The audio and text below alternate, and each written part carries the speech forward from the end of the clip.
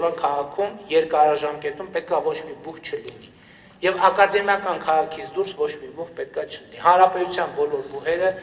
հայաստանյան թե օտար երկրի մասնավոր թե պետական պետք է գործեն միայն ակադեմիական քաղաքում։ Կառավարությունը ռազմավարական ծրագիր է հաստատել ակադեմիական քաղաք ձևավորելու վերաբերյալ։ Հայեցակարգով նախատեսվում է 6 կլաստեր՝ դասական, բժշկական, տեխնոլոգիական, կրթական, արվեստների եւ սպայական։ Գործընթացին զուգահեռ քննարկվում են նաեւ բուհերի խոշորացման ծրագրերը։ Վերջին մի քանի օրերի ընթացքում քննարկվում էր կոնսերվատորիայի տեղափոխման հարցը։ Թե անձնակազմը, թե վարչական աշխատակիցները, թե շրջանավարտները, թե ներկայիս ուսանողները ուրեմն դեմ են, կտրականապես դեմ են նրան, որպեսզի կոնսերվատորիան որպես բուխ դադարի գոյություն ունենալուց մի շարք հանգամանքներից ելնելով Փաստաբանի խոսքով կոնսերվատորիան հնագույն բուհերից մեկն է, որը վերջերս նշեց իր 100-ամյակը։ Մարատ Ատովյանը հիշեցնում է, այն միակ երաժշտական բուհն է Հայաստանում։ Բավականին բուռն ուրեմն քննարկումներ են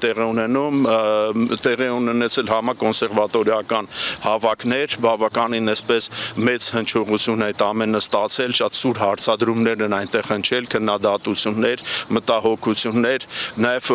ուսանողական խորհուրդը կոնսերվատորիայի կազմակերպել էր ստորագրահավաք մի օրվա ընթացքում, եթե ճիշտ եմ հիշում, 5000-ից ավել ստորագրություններ են հավաքվել ու ոչ միայն երաժիշտների, այլ նաև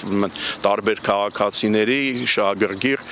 որոնք դեմ են ըստ էության, այսպես ասեմ, պայմանականորեն ասեմ, կոնսերվատորիայի փակմանը։ Փաստաբանն ընդգծում է, որ կոնսերվատորիայի շրջանավարտների մոտ 80%-ն աշխատում է ըստ մասնագիտության, ինչը բավականին մեծ ցուցանիշ է եւ բնականաբար կան շրջանավարտներ, որոնք փայլում են ոչ միայն հայկական բեմերում, այլ նաև արտերկրում։ Եթե մենք